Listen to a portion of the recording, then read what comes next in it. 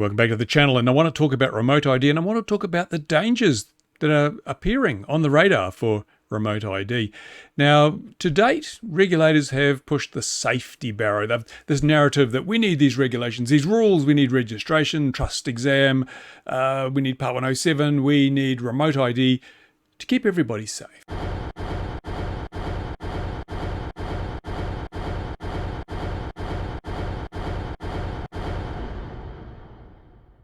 Because drones, well, they're not safe. They're dangerous. They can bring down airliners, they can injure people, they can kill people, they can cause property damage. That's what we have been told ever since the revocation of Section 336 in the United States. And that's getting close to 10 years ago now. So the safety narrative has been the one to justify the restrictions, the regulations, and the rules that have been imposed on the hobby community. But if we look at the data, and I've said this before, we look at the data, we now have we actually have over 10 years of solid, hard data about the recreational use of multi-rotor drones. We've been using these things. I think I flew my first one in about 2009. So that's 14 years of actual experience, irrefutable evidence, hard data. So if these claims that these multi-rotor drones used recreationally are such a big danger to man, child, beasts, and aircraft, we'd have the numbers. And if we look at the numbers, as I've been saying for a very long time now, and as is still true at the time I make this video, not one death attributed to the recreational use of multi-rotor drones anywhere, ever. Nowhere on the planet in the entire history of mankind has anybody died as a result of the recreational use of a multi-rotor drone. Yet the regulations keep getting tougher and more restrictive on an almost daily basis. So the problem is that now the regulators have to face up to the fact that their narrative, this safety narrative, is worn thin. People can see through it. This isn't a safety issue. Because in the 10 years, say, since recreational multi-rotor drones became a thing, nobody's died. But if you look at general aviation, manned aviation, thousands have died during the same period.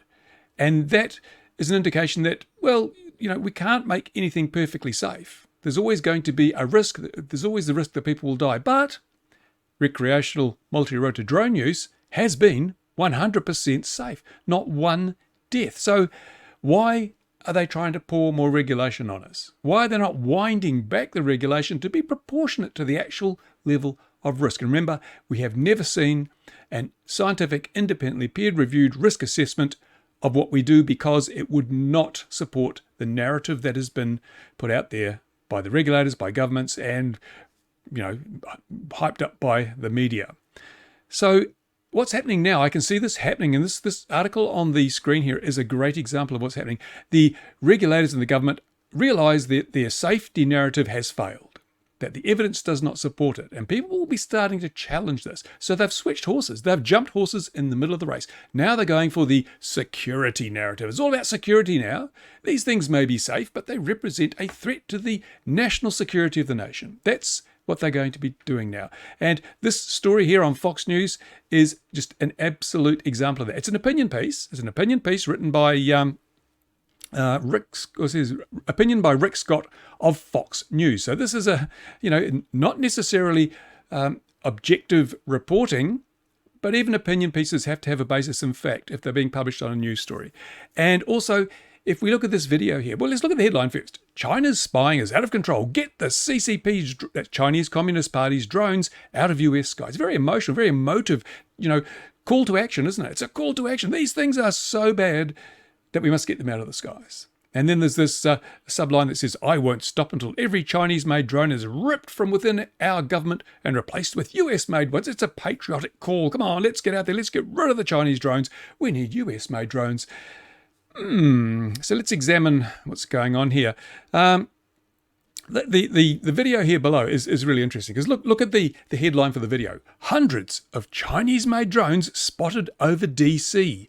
And as it says above, these drones are spying on us. My goodness. So the media's attempt to vilify drones has moved from safety to security, being driven by regulators and politicians and all those who want to cast a narrative that enables them to impose regulation that would otherwise be unpalatable So you can't say, oh, no, I don't agree with these regulations, because now you'll be branded as you're anti-American, you're pro-Chinese, you might be a spy. And this is where the real worry comes in, because this is, so anyone my age will remember an era in US history when McCarthyism was a thing. Reds under the bed, the spectre of communism posing a huge threat to the US, the freedom of the US, the freedom of the Western Hemisphere, and the USA was going to crush communism because it was bad.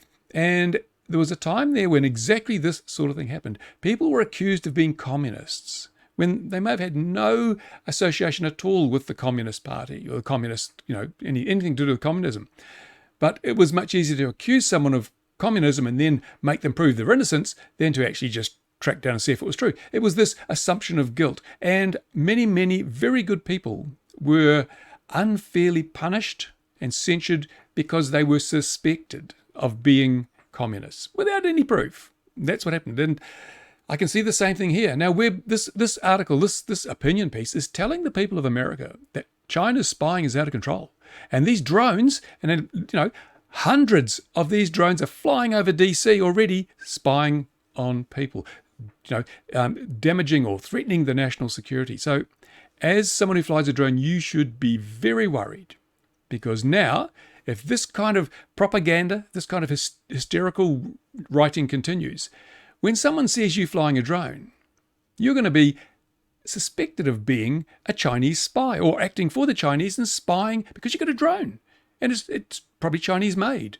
And we know these drones are only there to spy on us and to damage our national security. I mean, no, I'm sorry, but this is hysteria at its worst. And it comes at the worst possible time, because in September, the final stage of remote ID comes into effect. It's already in effect if you're buying store-bought drones manufactured after the 16th of September last year.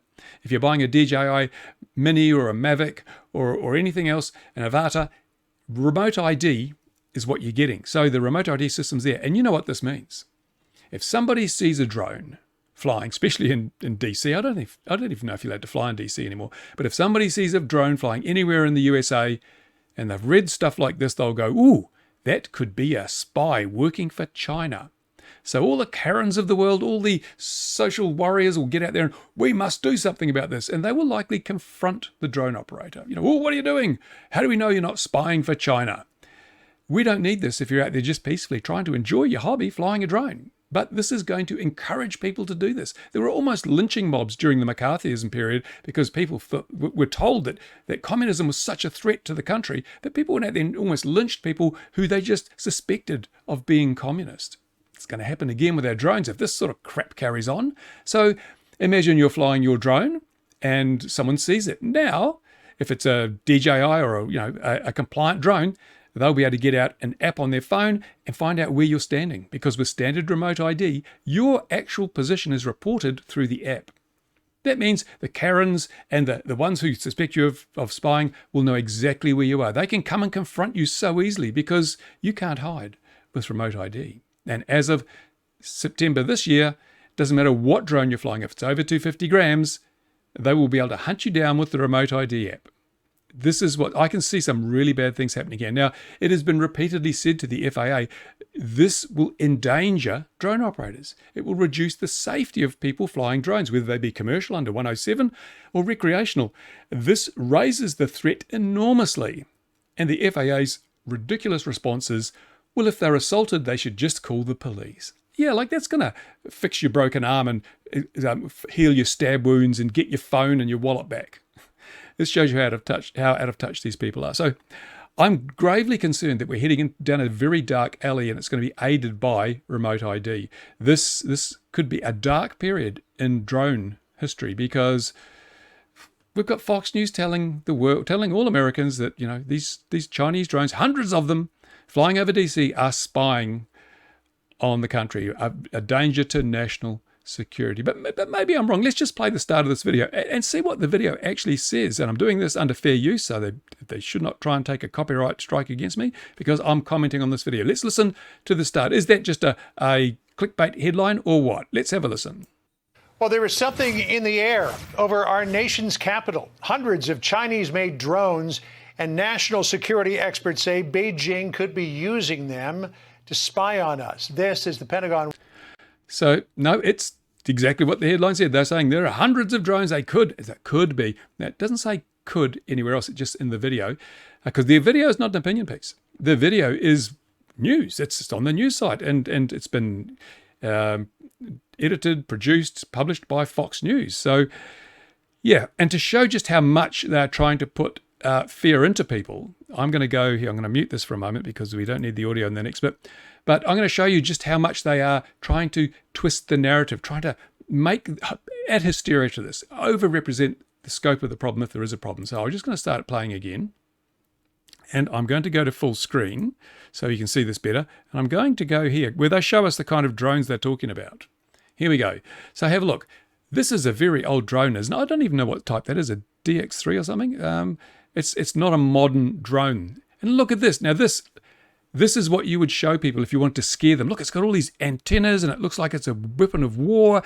But who flies a drone like this today? And it's not a Chinese-made drone either. And here we have a Phantom. That's a Chinese-made drone.